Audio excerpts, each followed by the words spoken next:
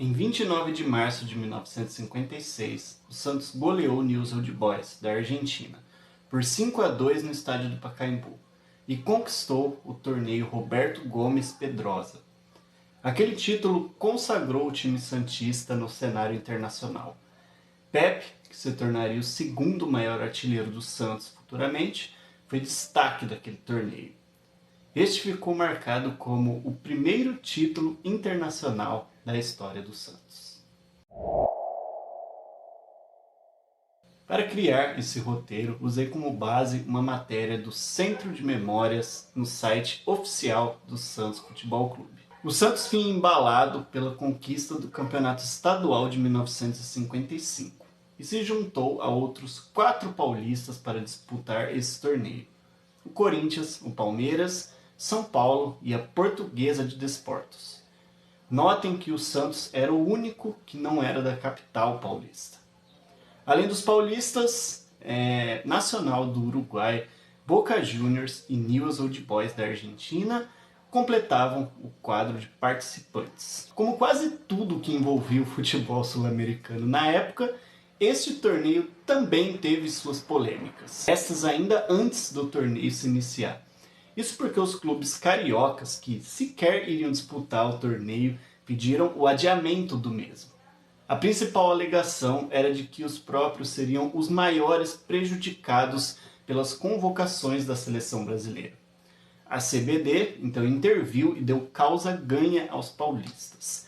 E o torneio aconteceu mesmo na data que era prevista. Lembrando que nesse tempo ainda não existia a Libertadores, beleza? Que começou a ser disputada só no ano de 1960. Continuando com a nossa história, o regulamento previa que as equipes brasileiras jogariam apenas contra as equipes estrangeiras, ou seja, não teriam confrontos locais. E as 2 melhores campanhas de uma primeira fase disputaria a final, novamente entre um brasileiro e um estrangeiro. A Vila Belmiro, que nesse tempo já se chamava Estádio Urbano Caldeira, foi palco das 3 primeiras partidas da fase inicial, as quais o Santos venceu sem dificuldade. Fez 4-2 no Newell's Old Boys, 3-2 de virada no Boca e venceu por 5-0 o então tricampeão uruguaio Nacional. Esses resultados credenciaram o Santos para a disputa da final, que seria contra o Newell's Old Boys, que conseguiu a melhor campanha de um time estrangeiro. A final foi disputada no Pacaembu, e o Santos não tomou conhecimento dos argentinos, aplicando simplesmente um 3-0 ainda no primeiro tempo, com gols de Pepe, Pagão e Vasconcelos. Na segunda etapa, logo no início, Pagão fez o 4º de pênalti e Del Vecchio o 5º gol santista.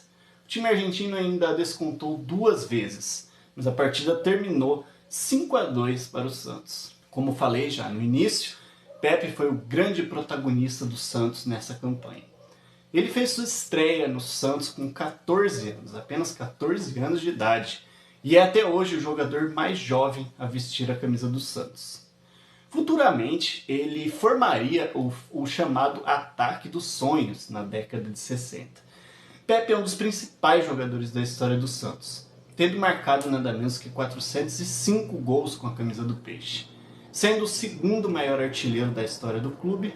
Mas depois disso, a equipe foi classificada como uma academia de futebol, e seria a base da seleção brasileira nos anos seguintes, que vinha em crise após os fracassos nas Copas de 50 e 54, e também no torneio sul-americano de 56. Vocês sabem que nessa época a seleção brasileira não tinha nenhum título mundial, certo?